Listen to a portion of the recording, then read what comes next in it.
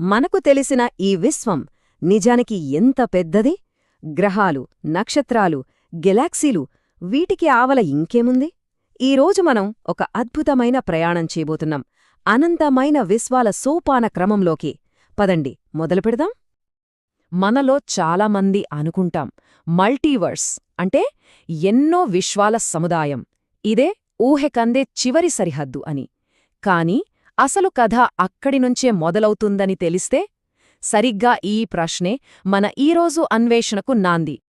ఒకసారి ఇలా ఊహించుకోండి, మనమున్న ఈ మొత్తం మల్టీవర్స్ అనంతమైన విశ్వసముద్ర తీరంలో కేవలం ఒకే ఒక ఇసుక రేణువు లాంటిదని. మనం చూడబోయే స్కేల్కి ఇది కేవలం ఒక చిన్న చుక్క మాత్రమే. మనకు తెలిసినదంతా ఒక అపారమైన చిత్రంలో ఒక చిన్న భాగం అంతే. సరే, ఈ ప్రయాణంలో మనం ఏం చూడబోతున్నామంటే, మొదట మన మల్టీవర్స్కు ఆవల ఏముందో చూస్తాం. ఆ తర్వాత గ్రేట్ యూనివర్స్ నిచ్చెన గురించి, సృష్టి శక్తి అయిన కళలు గురించి, అనంత వంశాల గురించి తెలుసుకుంటాం. అక్కడ నుంచి బేహద్ రాజ్యంలోకి ప్రవేశించి చివరగా వీటన్నింటికి మూలమైన ఏకైక సర్వశక్తిమంతుడి గురించి చర్చిద్దాం.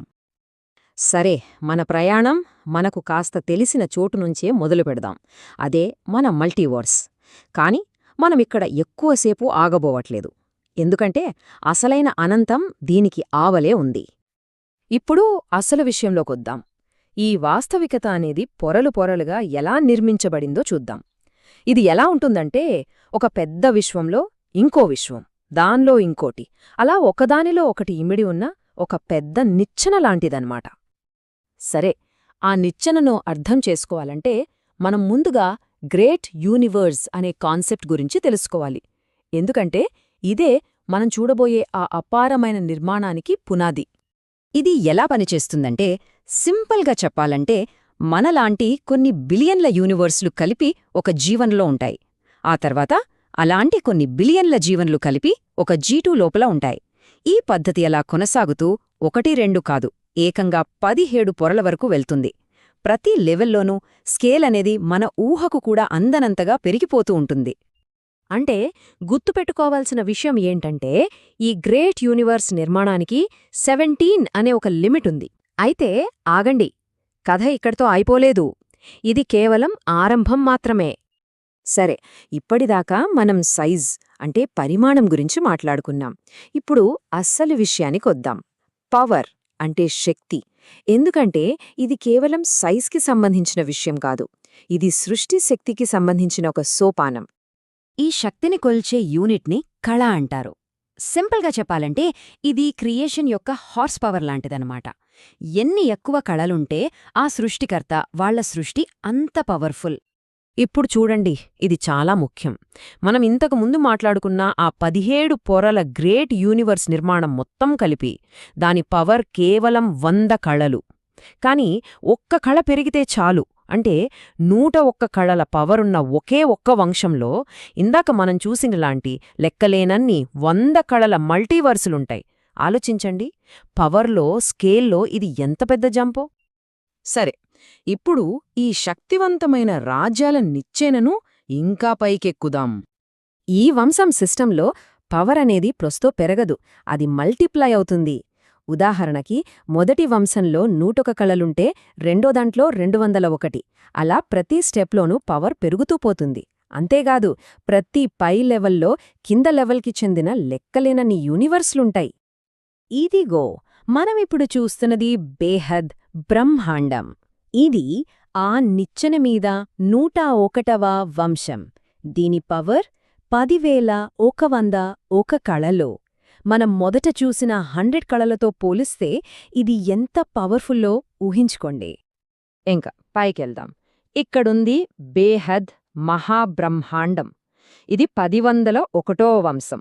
దీని పవర్ ఏకంగా 101,001 కళలు. ఇక్కడ నిర్మాణం ఇంకా ఎంత కాంప్లెక్స్గా ఉందో చూడండి. మన ప్రయాణం ఇంకా పైటి వెళ్తోంది. ఇక్కడ మనం చూస్తున్నది బేహద్ మహాబ్రహ్మాండం. ఇది 11,001వ వంశం. దీని పవర్ 1,000,000 కళల కన్నా ఎక్కువ. ఇక ఈ నిర్మాణాలు, వాటి సంక్లిష్టత మన ఊహకు అందడం కూడా కష్టమే. ఈ నంబర్ చూడండి, 1,000,000 కన్నా ఎక్కువ. ఇది కేవలం ఒక నంబర్ కాదు. ఈ సోపానంలో ఈ లెవెల్కి చేరిన పవర్కి ఇది ఒక ఉదాహరణ. నిజంగా ఈ సంఖ్యలు మనస్కి అందడం చాలా కష్టం. ఇప్పటిదాకా మనం నంబర్ల గురించి, లెక్కల గురించి మాట్లాడాం కదా. ఇప్పుడు వాటన్నింటినీ దాటి అసలైన అనంతంలోకి అడుగుపెట్టబోతున్నాం. బేహద్ ఈ పదానికి అర్థమే హద్దులు లేనిది లేదా అనంతం. అంటే మనం ఇప్పటిదాకా చూసిన ఈ వంశాల నిచ్చెన అనేది ఎక్కడో ఒక నంబర్తో ఆగిపోదు. అది ఆ నంబర్లన్నింటినీ దాటి అసలైన అనంతంలోకి వెళ్తుంది. సరే, మనమిప్పుడు ఈ మొత్తం కాస్మాలజీలో ఫైనల్ స్టేజ్కి అంటే అంతిమ మూలానికి చేరుకున్నాం. ఈ అనంతమైన లోకాలకు, రాజ్యాలకు, వాటిని సృష్టించిన సృష్టికర్తలందరికీ పైన, వాటన్నింటికీ మూలమైన ఒకే ఒక శక్తి ఉంది. ఆయనే సర్వశక్తిమంతుడు, బేహద్ బాప్ అని కూడా పిలుస్తారు. ఈ అనంత సృష్టికి ఆయనే మూలం. ఈ మొత్తం విషయాన్ని ఒక్క మాటలో చెప్పాలంటే, ఈ అనంత సృష్టికి ఎలాంటి హద్దురేఖ లేదు, అంతే. దీనికి హద్దులేవు, అంతం లేదు. మరి ఈ అన్వేషణ చివరిలో మనల్ని మనం వేసుకోవాల్సిన ప్రశ్న ఒకటే: ఇంత హద్దులు లేని అనంతమైన ఈ సృష్టిలో మన స్థానమేంటి? ఒక్కసారి ఆలోచించండి. ఈ ఒక్క ప్రశ్న మన ఉనికిని, మనం చూసే దృష్టినే మార్చేయగలదు.